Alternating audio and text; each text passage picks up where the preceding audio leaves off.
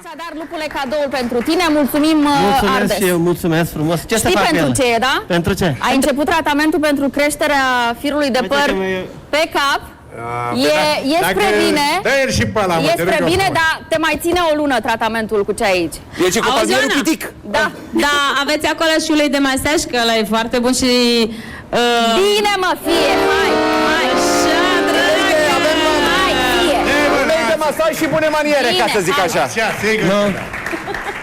Păi da.